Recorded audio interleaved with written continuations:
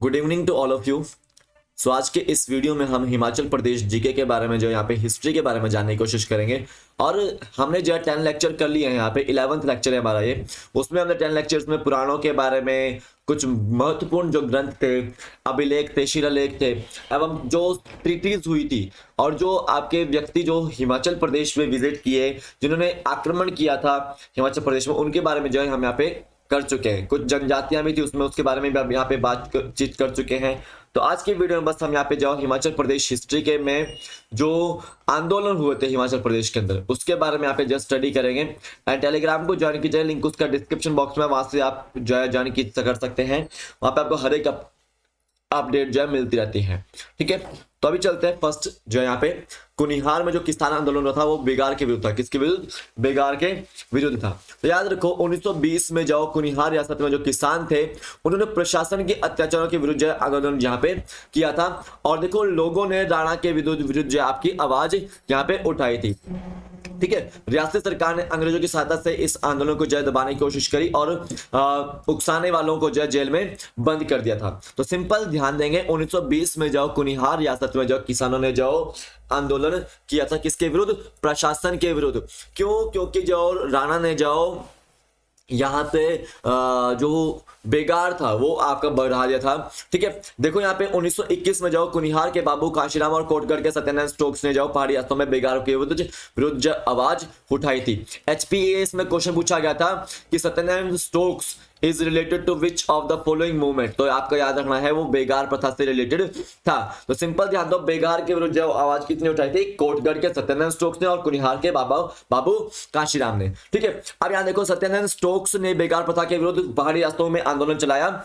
लोगों ने में इसके लिए जागृति पैदा करने के लिए उसने कई लेख लिखे थे। स्थान स्थान पर सम्मेलन जो यहाँ पे उनके द्वारा किए गए थे। तो देखिए 1921 में जाओ जब सत्यनारायण स्टोक्स ने जाओ बेगार के विरुद्ध जाओ पहाड़ी रास्तों में जो आवाज उठाई थी, तो उस समय जाओ कोई भी जाओ राजा के विरुद्ध जो नहीं जाता था। लेकिन जैसे ही जाओ सत्यनारायण स्टोक्स ने जाओ पब्लिक के अंदर जाओ जागृति पैदा कर दी और बड़े बड़े लेख लिखे राजा के खिलाफ, तो ऐसे में जो लोग भी जो है वो जागरूक हो गए और उन्होंने भी जो बेगार के विरुद्ध जो आपका आंदोलन करने स्टार्ट कर दिए। सन 1921 में स्टोक्स ने बुशर रियासत की राजधानी रामपुर में भी एक सम्मेलन किया था। तो याद रखना है बुशर रियासत की राजधानी जो है वो रामपुर थी और वहां पे भी जाओ सम्मेलन जो यहाँ पे सत्यनारायण स्टोक्स ने 1921 में किया था। अब देखिए इसके पश्चात बुशर के राजा पदम सिंह ने रियासत के में बेगार बंद करने का आश्वासन दिया। तो देखो बेगार जो है वो बुशर के रियासत के राजा कौन से थे? वो उन्होंने बंद करने का आश्वासन दिया था, वो थे पदम सिंह।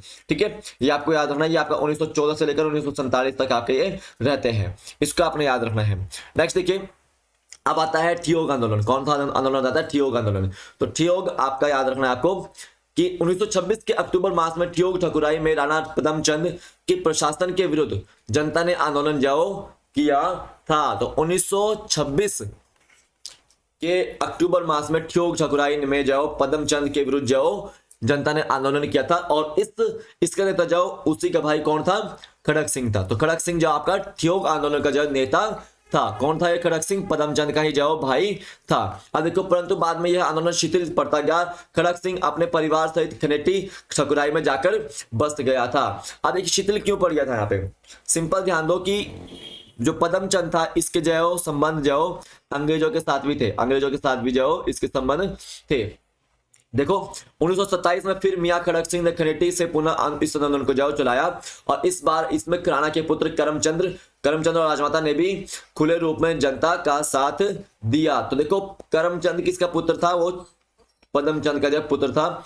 ठीक है, और खड़क सिंह का जो साथ इस बेगार आंदोलन में ठियोग आंदोलन में जो साथ दिया पदमचंद के बेटे ने साथ दिया, राजमाता ने साथ दिया था। अब देखिए इस आंदोलन को दबाने के लिए जाओ राणा ने जाओ अंग्रेज सरकार से साथ मांगे। मैंने आपको बताया ना कि जो राणा थे वो हमेशा जो किससे मांगते थे सहायता?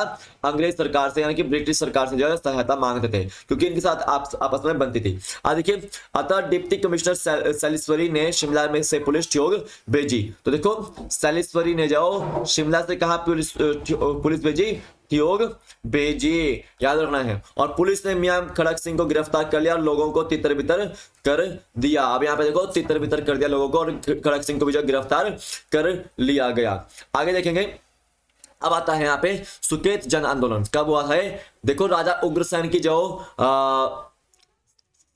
जब जिस समय राजा उग्रसेन जो था सुकेत का राजा था, तो उस समय उनका जो वजीर था वो नरोत्तम था, और उस नरोत्तम के जो वो आपके अत्याचार करता था काफी लोगों के ऊपर, और उस समय आपका ये सुकेत जन आंदोलन हुआ।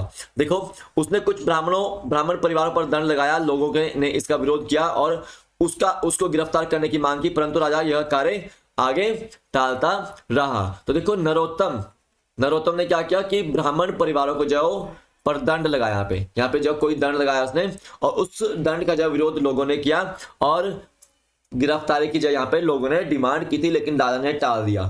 ठीक है। अब देखिए राजा के जो पुत्र थे रुद्रसेन ने भी जो इसका विरोध जो किया। क्यों किया? क्योंकि नरोत्तम जो जनता के ऊपर जो अत्याचार कर रहा है, राजा का जो वजीर था वो जनता के ऊपर अत्याचार कर रहा है। अब देखिए अंत में राजा ने उसे हटाकर उसके स्थान पर धंगुल को वजीर बना दिया। तो देखो अब किसको धंगुल को जो वजीर बनाएगा, किसको बनाएगा वजीर? धंगुल को। और इसने भी जो उच्च वर्ग के लोगों से भारी दंड वसूल करने शुरू कर दिए। अब देखो जब भारी जो दंड वसूल यानी कि कर वसूल करेंगे, तो यहाँ पे अत्याचार तो हो ही रहा है जनता के विरुद्ध। ठीक है, तो यहाँ पे जनता आवाज तो उठाएगी।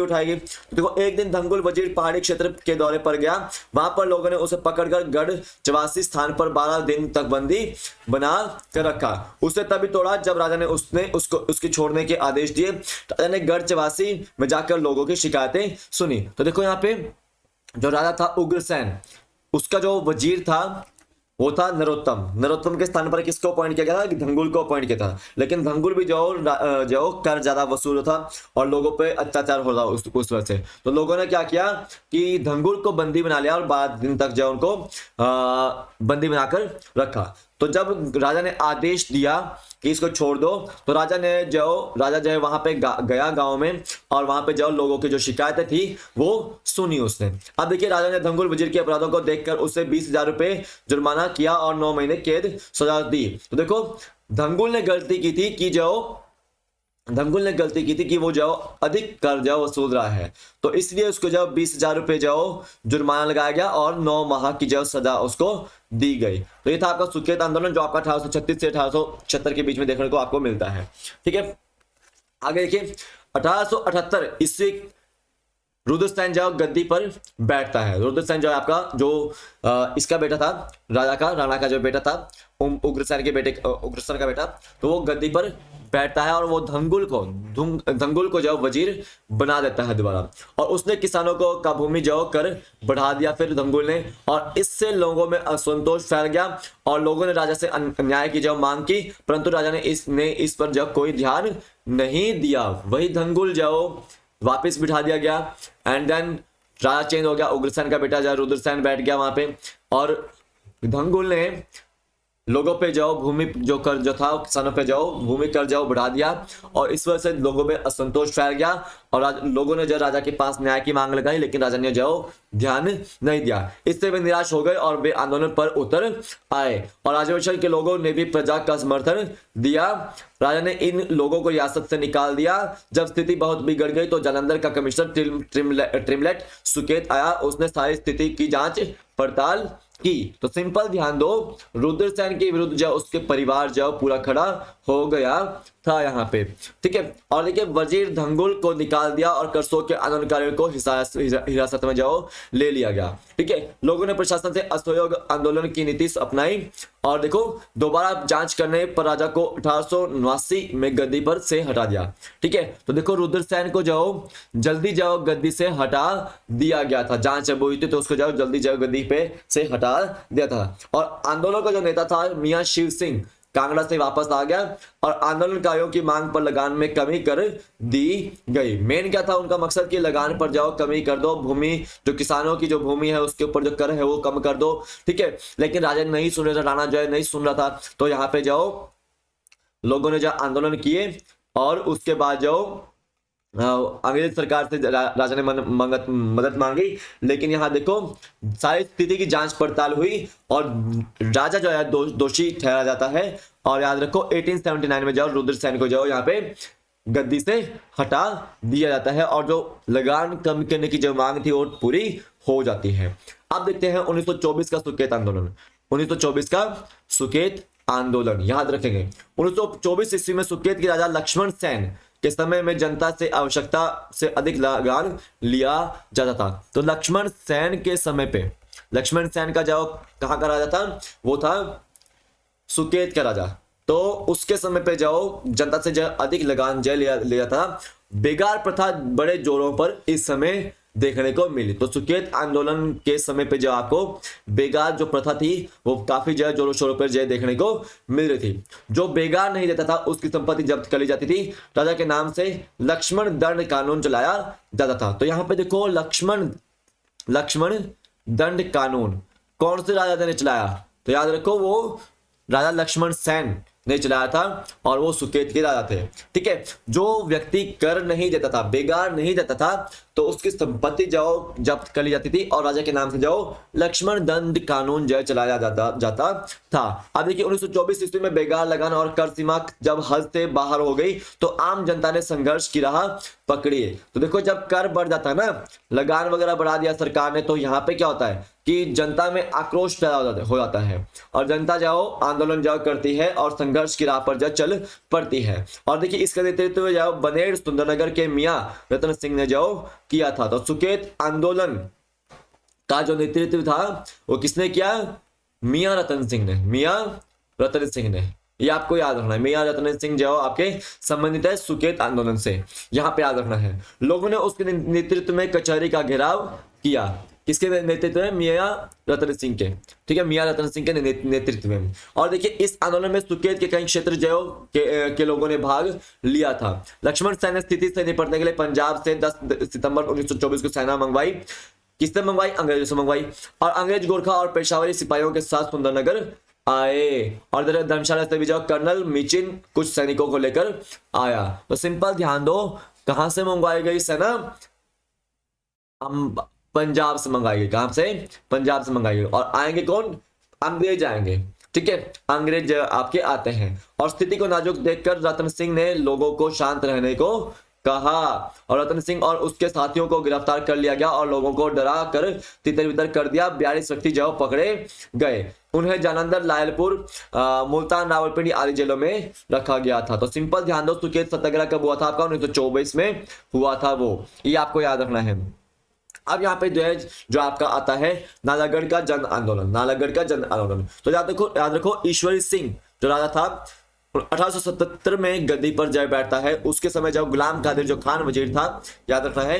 ठीक है, ये आपको याद रखना है कि गुलाम कादिर खान किसके समय पे जाओ वजीर था, और वो कहाँ का वजीर था, वो नालागढ़ जाओ रियासत का जाओ वजीर था। ये आपको याद रखना है। और उसने इस राजा के शासन संभालते ही प्रजा पर नए कर लगाए और भूमि लगान बढ़ा दिए थे। तो गुलाम कादिर खान जो वजीर था ईश्वर सिंह का, और उसने जो नए जो कर यहाँ पे लगाए थे और लोगों में जो उसकी वजह से रोष बढ़ गया और उन्होंने लगान देने से साफ इनकार कर दिया। लोगों ने सभाएं की और जुलूस निकाले और जब आंदोलन किए और लोगों ने कर्मचारी के काम में बाधा डालने जो आरंभ कर दी। और अशांति और गड़बड़ी की स्थिति में जो अंग्रेज सरकार ने हस्तक्षेप किया और शिमला से सुपरिटेंडेंट हिल स्टेट्स एवं स्वयं पुलिस दल लेकर जय नालागढ़ पहुंचे। ठीक है, जब देखो बाधा आ जाती है ना किसी काम में, गवर्नमेंट के काम में बाधा आ जाती है, तो यहाँ पे जाओ पुलिस ज्यादा अतिरिक्त जगह तैनात हो जाती है कि जब जनता अब यहाँ पे जाओ गवर्नमेंट के काम में जाओ बाधा डाल रही है। और देखिए यहाँ पे जन आंदोलन को दमन करने के लिए दमन करके उस नेता को पकड़ लिया और भीड़ को भगा दिया। किसने दमन किया इसका, जो सुपरिटेंडेंट हिल स्टेट स्वयं जो पुलिस दल को लेकर जब नालागढ़ पहुंचे थे, उन्होंने जो इस आंदोलन को जो दबाने की कोशिश करी और उसके जो लीडर जो थे उसको पकड़ लिया। और याद रखो उनको भी वहां से जब भीड़ को जो भगा दिया, नेता वगैरह जितने भी थे उनको भी जो पकड़कर जेल में डाल दिया। अब देखिए यहाँ पे लोगों ने अपनी मांगे मनवा ली और राजा ने अंत में वजीर को निकाल दिया और लगान कम कर दिया। देखो लास्ट में जो लोगों ने जो अपनी बातें मनवा ली, और जो वजीर था गुलाम कादिर खान नालागढ़ का, उसको भी जो निकाल दिया गया और लगान जाओ यहाँ पे राजा ने कर्म कर दिया। ये आपको याद रखना है। लेकिन यहाँ पे देखिए 1918 में नालागढ़ के ही 1918 में नालागढ़ की जो पहाड़ी क्षेत्रों में चरागाहों तथा वन संबंधी कानूनों के विरोध में जन आंदोलन हुआ। तो 1918 में जो आपका जन आंदोलन हुआ नालागढ़ में। और देखिए राजा जोगिंदर सिंह तथा उसका वजीर संबंधी का चौधरी राम जी लाल इस आंदोलन को दबा ना सका। अंत में अंग्रेज सरकार ने अपनी सेना भेजकर आंदोलन को दबा दिया। सक्रिय आंदोलनकारियों को जेल में डाल दिया गया। इसके पश्चात लोगों ने रियासती सरकार से असहयोग की नीति अपनाई। विवश होकर सरकार ने लोगों की शिकायतें दूर कर दी और कानून बदल दिए। इस प्रकार वहां शांति व्यवस्था स्थापित हो गई। सिंपल ध्यान दो, जितने भी जाओ अभी आपने रियासतें पढ़ी, वहां पे जाओ क्या हो रहा है कि कर बढ़ा दिया गया है, टैक्स लगान वगैरह जो बढ़ा दिया गया है, भूमि कर लगान वगैरह जो बढ़ा दिया गया है। तो यहाँ पे देखो कि जब जनता में असंतोष हो गया ना, जनता में जब असंतोष हो गया तो इन्होंने क्या किया, रियासत के जो राजा थे उन्होंने जो अंग्रेजों से जो सहायता मांगी, यानी कि जो ब्रिटिश सरकार से जो सहायता मांगी, और ब्रिटिश सरकार से जैसे सहायता मांगी तो ब्रिटिश सरकार ने अपनी सेना भेजी, और सेना भेजकर जो आंदोलन जो चल रहे थे, ठीक है, उस रियासत में उनको दबा दिया। ठीक है, लेकिन यहाँ पे एक चीज देखने को मिली कि जनता की ने जो अपनी जो बात थी वो हर आंदोलन में मनवा ली थी। ठीक है, वो आपके हर आंदोलन में बात मनवा ली थी। और जहां भी देखा जा रहा था कि वजीर जो आपके डिफॉल्टर्स थे, ठीक है, डिफॉल्टर्स जो वजीर थे, याद रखना आपको। आप देखिए चंबा का जो किसान आंदोलन, चंबा का किसान आंदोलन, देखो राजा श्याम सिंह के समय चंबा रियासत में सार्वजनिक किसान आंदोलन हुआ था, जबकि एक गद्दी पे बैठा 1873 में 1904 के बीच में। ठीक है, याद रखना है कि राजा श्याम सिंह के समय पे चंबा में सार्वजनिक किसान आंदोलन हुआ, और राजा श्याम सिंह और वजीर गोविंद राम के प्रशासन में किसानों पर भूमि लगान में भारी वृद्धि कर दी गई। तो इसके समय पे भूमि लगान पर काफी वृद्धि हुई थी श्याम सिंह के समय पर। और देखिए इसके अतिरिक्त बेगार भी अधिक ली जाने लगी। किसी भी व्यक्ति को मजदूरी या वेतन दिए बिना काम करवाना को बेगार कहते हैं। तो बेगार किसको कहते हैं? अगर मान लो आपसे कोई व्यक्ति बिना मजदूरी या बिना वेतन दिए काम करवाता है तो उसको क्या बोलते हैं? बेगार कहते हैं। क्या बोलते हैं? उसको बेगार कहते हैं। इसके अतिरिक्त प्रत्येक परिवार से एक व्यक्ति वर्ष में 6 महीने रियासत का काम मुफ्त में करता था। तो 6 माह किसी रियासत में मुफ्त में काम करना पड़ता था, उसको भी यहाँ पे बेगार कहा जाता है। उन्हें मजदूरी भी नहीं दी जाती थी, और ना ही रियासत की ओर से उन्हें भोजन मिलता था, तो उसको भी क्या बोलेंगे? बेगार ही बोलेंगे। ठीक है, और उच्च वर्ग के लोगों को इससे छूट थी, बेगार से छूट उनको थी। ठीक है, सिंपल ध्यान दो, बेगार में है क्या असल में कि किसी भी व्यक्ति से आप उसे वेतन बिना वेतन दिए मजदूरी करवा रहे हो, उसको बेगार बोलते हैं। ठीक है, और देखो 6 महीने तक किसी भी व्यक्ति को किसी भी रियासत में जाकर मुफ्त काम करना पड़ता, तो उसको भी बेगार यहाँ पे बोल रहे हैं आप। और देखो मजदूरी भी नहीं दी जाती थी, और ना ही रियासत वाले उनको खाना देते थे। ठीक है, तो यहाँ देखो उच्च वर्गों को इन सभी से छूट दी गई थी। तो इस वजह से चंबा का किसान आंदोलन हुआ था। अब आगे देखेंगे। अतः लोगों ने राजा से लगान कम करने और बेगार बंद करने के लिए अनुरोध किया, परंतु इसकी राजा ने परवाह न की। तो यहाँ पे देखो लोग यहाँ पे क्या कर रहे हैं कि हमारा बेगार है वो लगान वगैरह कम कर दो, और राजा उनकी आवाज नहीं सुन रहा है। अब यहाँ पे जनता भड़केगी तो भड़केगी। अब देखते हैं आगे क्या होता है। यह देखकर भटियात क्षेत्र के किसानों ने इसके विरुद्ध आंदोलन आरंभ कर दिया। तो यहाँ पे देखो भटियात क्षेत्र के व्यक्ति आंदोलन यहाँ पे आरंभ कर देते हैं। और देखो बलाना गांव के लोगों ने इसमें मुख्य रूप से भाग लिया। कौन से गांव के लोगों ने बलाना गांव के, और यहाँ पे चंबा क्षेत्र में। कहाँ पे? चंबा क्षेत्र में है। लोगों ने लगान देने से इनकार कर दिया तथा लगान वसूल करने वालों को गांव में घुसने नहीं दिया। उन्होंने बेगार सेवा देनी भी बंद कर दी। कई महीनों तक असहयोग आंदोलन चलता रहा। जब प्रशासन इसे दबा नहीं सका तो उन्होंने अंग्रेज सरकार से मदद मांगी। तो यहाँ पे देखो जितने भी रियासत है उन्होंने कहाँ से मदद मांगी? अंग्रेजी सरकार से मदद मांगी। और देखो आंदोलन की लाहौर के कमिश्नर ने जांच की। किसने की? आंदोलन की जो लाहौर के कमिश्नर ने जांच की और आंदोलन के मुखिया बुलाना गांव के लारदा बस्ती और बिल्लू को पकड़कर दंडित किया गया। कई आंदोलनकारियों को जो बंदी बनाया गया और इस प्रकार आंदोलन को सख्ती से दबा दिया गया। ठीक है, तो यहाँ पे देखो, यहाँ पे पहली बार आपको देखने को मिला कि जब चंबा में जो आंदोलन को जाओ किसान आंदोलन को दबा दिया गया। ठीक है, ना तो उनका कर वापस हुआ, कर माफ हुआ। ठीक है, तो यहाँ पे देखो उन्होंने क्या किया कि जो इस आंदोलन को जो अंग्रेजों ने दबा दिया। अब देखिए बिलासपुर में जाओ आपका जन आंदोलन होता है। क्या होता है? जन आंदोलन। 1930 में आपका जो आपका आसपास में जाओ भूमि बंदोबस्त को लेकर जाओ आंदोलन होता है और इसकी वजह से जाओ बाहरी जाओ विद्रोह उठ खड़ा होता है। लोगों में बंदोबस्त से भूमि लगान व अन्य कर बढ़ने की आशंका हो गई थी। तो देखो देखो यहाँ पे भूमि लगान की जो बढ़ने की आशंका यहाँ पे लोगों को हो रही थी और इसलिए लोगों ने भूमि बंदोबस्त का विरोध किया। सबसे पहले परगना बहादुरपुर के लोगों ने बंदोबस्त के विरुद्ध आंदोलन छेड़ा और उन्होंने बंदोबस्त के कर्मचारियों को लकड़ी, दूध, घी, रोटी आदि मुफ्त देना बंद कर दिया। इस पर कर्मचारियों ने सख्ती करनी आरंभ कर दी। बहादुरपुर के लोगों ने तंग आकर पटवारियों के पैमाइश के सामान को तोड़ फोड़ दिया। सिंपल ध्यान दो कि भूमि आंदोलन आपका जो यहाँ पे बिलासपुर में आपको देखने को मिल रहा है भूमि बंदोबस्त को लेकर। किसको लेकर? भूमि बंदोबस्त को लेकर ये आपको याद रखना है। भूमि बंदोबस्त को लेकर कहां पे आंदोलन हुआ? वो बिलासपुर में हुआ। और सबसे पहले कहां पे हुआ? वो बहादुरपुर में।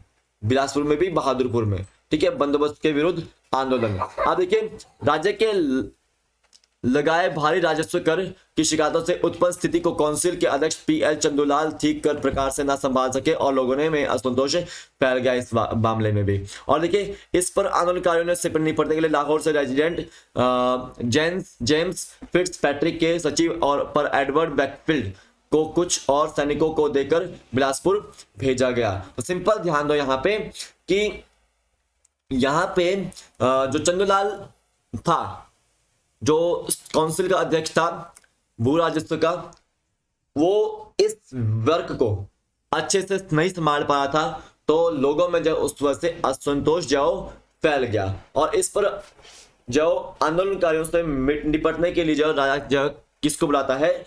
लाहौर से रेजिडेंट को बुलाता है। ठीक है, ठीक है, और वो बिलासपुर जाओ सैनिकों को जाओ बिलासपुर भेजता है। अब देखिए पुलिस नमहोर गांव में मेले के अवसर पर एकत्रित कुछ आंदोलनकारियों को पकड़कर बिलासपुर ले गए और कुछ आंदोलनकारियों को हिरासत में लेकर जेलों में बंद कर दिया। पुलिस द्वारा इस बगावत में डंडा चलाने के कारण इस आंदोलन का नाम डांडरा आंदोलन भी जाओ रखा गया। तो देखो पुलिस द्वारा जाओ डंडा चलाया गया था, यहाँ पे लाठीचार्ज किया गया था, तो इसी वजह से जाओ इस आंदोलन का नाम डांडरा आंदोलन भी जाओ रखा गया था। याद रखना है। अब बात आती है मंडी में किसान आंदोलन की। उससे पहले अगर आपने टेलीग्राम को ज्वाइन नहीं किया तो टेलीग्राम को ज्वाइन कर लीजिए, लिंक उसका डिस्क्रिप्शन बॉक्स में, आप वहां से ज्वाइन कर सकते हैं। तो मंडी में किसान आंदोलन होता है 1909 ईस्वी में। मंडी में राजा भवानी सेन जो था के समय में जो किसान आंदोलन होता है और राजा का वजीर जो जीवनानंद पाला था एक भ्रष्ट, अत्याचारी और दुष्ट प्रशासक था। तो देखो वजीर यहाँ पे जो दूसरा जो तीसरा वजीर आपको देखने को मिल रहा है वो भी एक तरह से जो दुष्ट जो और भ्रष्ट और अत्याचारी जो प्रशासक यहाँ पे वजीर था। और देखिए उसने किसानों को डरा धमका कर सारे अनाज का व्यापार अपने हाथ में ले लिया था। इसके साथ ही वह किसानों पर अनेक प्रकार के कर लगाकर उनका आर्थिक शोषण भी करता रहा। उसने लोगों पर बंगार भी बढ़ा दी। रियासत में भ्रष्टाचार भी बहुत बढ़ गया था और ऐसी स्थिति में सरकाघाट क्षेत्र का शोभाराम 20 व्यक्तियों का एक शिष्ट मंडल लेकर अपनी शिकायतों के साथ राजा के पास मंडी आया। इस बार भी राजा ने उनकी जो कोई ना सुनी।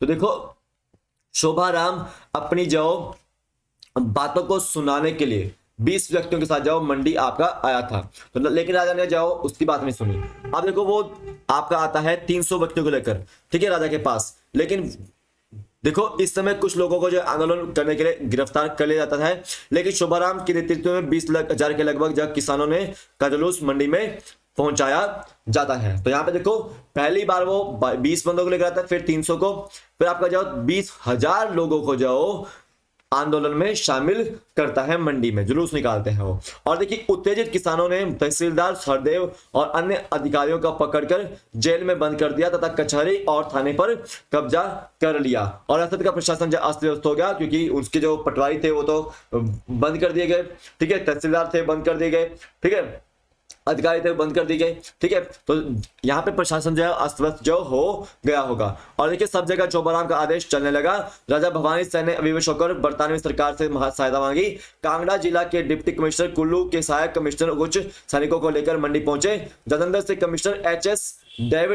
डेविस भी समय पर मंडी पहुंच गए। तो देखो जितने भी अधिकारी थे, ब्रिटिश अधिकारी वहां पे जो मंडी पहुंच गए। और देखो राजा ने लोगों की मांग पर वजीर जीवानंद को पद से हटा दिया। तो यहाँ पे देखो वजीर जो था जीवानंद, उसको जो पद से हटा दिया गया। उसके स्थान पर मियां इंद्र सिंह को वजीर नियुक्त किया गया और कुटलेहड़ के टीका राजेंद्र पाल को राजा का सलाहकार नियुक्त किया गया, ठीक है। तो मियां वजीर सिंह, मियां इंद्र सिंह को वजीर जाओ नियुक्त किया गया यहाँ पे जीवानंद की जगह। और देखो किसानों के करों में कमी करके अनाज के खुले व्यापार का आदेश दे दिया गया। किसके द्वारा? मियां इंद्र सिंह के द्वारा, ठीक है, जो वजीर था। और देखिए इसके पश्चात स्थिति में सुधार हो गया। 1909 के सितंबर मास में मंडी रियासत में ही एक और जन आंदोलन बल्ह क्षेत्र में डोडावन के किसानों ने किया। आपको पता है बल्ह घाटी जो सबसे उपजाऊ घाटी है, तो मंडी में ही है ये। और याद रखना है आपको कि यहाँ पे जो एयरपोर्ट बन रहा है, क्या बन रहा है? एयरपोर्ट में बन रहा है, ठीक है, याद रखना है। वहां के किसानों ने रियासती सरकार के भूमि वन संबंधी असंगत कानूनों के विरोध में प्रदर्शन किए और सरकारी आदेश मानने से इनकार कर दिया। और इस आंदोलन के नेता बड़सू गांव के सिद्ध खराड़ा थे, ठीक है। और इस बार राजा के सलाहकार टीका राजेंद्र पाल ने उस क्षेत्र का दौरा किया था और कुछ लोगों को पकड़ लिया गया, परंतु बाद में छोड़ दिया गया। तो यहाँ पे देखो बल्ह में जाओ एक जन आंदोलन होता है, ठीक है, बल्ह क्षेत्र में डोडावान के किसानों ने किया था यह आंदोलन, ठीक है। क्योंकि देखो किसानों ने रियासती सरकार के भूमि वन संबंधी असंगत कानूनों को जो यहाँ पे विरोध किया था। देखो सरकार जो कुछ कानून बनाती है भूमि को बंदोबस्त को लेकर, तो उसी संबंध में जो यहाँ पे जो कुछ कानून ऐसे थे जो किसानों के खिलाफ जा रहे थे। तो ऐसे में जो किसानों ने वहां के जो आंदोलन किया था। तो देखो यहाँ पे कुछ लोगों को पकड़ भी लिया गया था, क्योंकि राजेंद्र पाल जो आपका जो सलाहकार था राजा का, वो गांव में क्षेत्र में दौरा करने के लिए गया हुआ था। अब देखिए जांच करने के पश्चात दोषियों को पकड़कर सजा दी गई। उनका नेता सिद्ध खराड़ा भागकर हमीरपुर चला गया, परंतु बाद में मंडी षड्यंत्र विवाद में पकड़ा गया और उससे 7 वर्ष की सजा हुई। तो देखो मंडी षड्यंत्र में जाओ विवाद में कौन पकड़ा गया था? सिद्ध खराड़ा भाग। और ये मंडी किसान आंदोलन से संबंधित है, ठीक है, ये आपको याद रखना है। मंडी किसान आंदोलन से ये संबंधित था। अब बात आती है सिरमौर का भूमि लगान आंदोलन, ठीक है। तो राजा शमशेर प्रकाश के काल में जो 1878 ईस्वी में सिरमौर में मुंशी मनंदरा और मुंशी फतेह सिंह ने भूमि बंदोबस्त आरंभ किया था। तो भूमि बंदोबस्त आपका जो आरंभ कब हुआ था? हिमाचल प्रदेश में सिरमौर रियासत में 1878 में, ठीक है, राजा शमशेर प्रकाश ने। और राजा का यह पहला बंदोबस्त था। रेणुका के गिरिपार के क्षेत्र में जब बंदोबस्त शुरू हुआ तो लोगों ने समझा कि राजा इससे लगान बढ़ा देगा। इसलिए संगड़ा के नंबरदार अछबू और प्रीतम सिंह ने लोगों के साथ मिलकर बंदोबस्त के कर्मचारियों को से झगड़ा कर लिया और उन्हें भूमि की पैमाइश करने से मना रोका, ठीक है। और देखिए उन्होंने बंदोबस्त तहसीलदार मुंशी जीत सिंह को पकड़ने का भी प्रयास जो किया यहाँ पे। तो सिंपल भूमि बंदोबस्त को लेकर जो सिरमौर में जो आंदोलन होता है वो भी संगड़ा के जो नंबरदार अछबू और प्रीतम सिंह जो इसको करते हैं। अब देखिए अतः भूमि बंदोबस्त को के कर्मचारी वापस नाहन चले गए और राजा से मिले। क्यों गए वो नाहन? क्योंकि उनको काम करने से बंद कर दिया। अब वो राजा के पास गए होंगे। तो राजा ने जमींदारों को समझाने का प्रयास किया, परंतु वो वे नहीं माने। अंत में राजा ने विद्रोही को पकड़ने के लिए नाहन से सिपाही भेजे। साथ ही शिमला में पहाड़ी रियासतों के सुप्रीटेंडेंट को भी राजा ने पहले ही अवगत कराया था। पुलिस को देखकर प्रदर्शनकारी वापस घर चले गए और उनके नेता अछबू और प्रीतम सिंह को शिमला सुप्रीटेंडेंट ने पकड़कर राजा के पास नाहन भेज दिया। और देखिए दूसरे विद्रोहियों को भी पकड़कर नाहन लाया गया और उन्हें सजा दी गई। इसके बाद बंदोबस्त नाम काम ठीक प्रकार से चलने लगा। तो सिंपल याद रखो कि यहाँ पे कौन कौन जो क्रांतिकारी थे, अछबू और प्रीतम सिंह। कौन थे? अछबू और प्रीतम सिंह। अब देखिए मई 1929 की बात होती है। सिरमौर में मनमाने ढंग से किए गए भूमि बंदोबस्त विरोध में पांवटा और नाहन के लोगों ने पंडित राजेंद्र दत्त के नेतृत्व में आंदोलन किया। तो पंडित राजेंद्र दत्त के नेतृत्व में आंदोलन जो किसने किया था? ठीक है, सिरमौर के लोगों ने किया था 1929 में भूमि बंदोबस्त के लेकर, क्योंकि वो आपकी मनमाने ढंग से चल रही थी। ठीक है, पांवटा के लोगों ने जो राजा अमर प्रकाश तक अंग्रेज सरकार का विज्ञापन भेजे, पांवटा में जुलूस निकाले गए। राज्य सरकार ने बरतानवी सरकार के कहने पर आंदोलन को दबाने का प्रयास किया और थोड़े समय के पश्चात आंदोलन समाप्त हो गया था। तो सिंपल ध्यान दो, यहाँ पे जाओ पहले राजा ने जो अपनी सेना भेजी, लेकिन बाद में बरतानवी सरकार से मदद जो मांगनी चाहिए उसने। तो आज के वीडियो में बस इतना ही था। कुछ आंदोलन मैंने करवाया आपको। Thank you for watching this video. Please like the video, share the video and subscribe channel if you are new. So आज का वीडियो कैसा लगा आपको मेरा तो आप मुझे बताइएगा जरूर। अभी के लिए फिलहाल इतना ही है, कल फिर मिलता हूँ एक नए वीडियो के साथ। तब तक के लिए जय हिंद, जय भारत, आपका दिन शुभ हो। जय हिंद।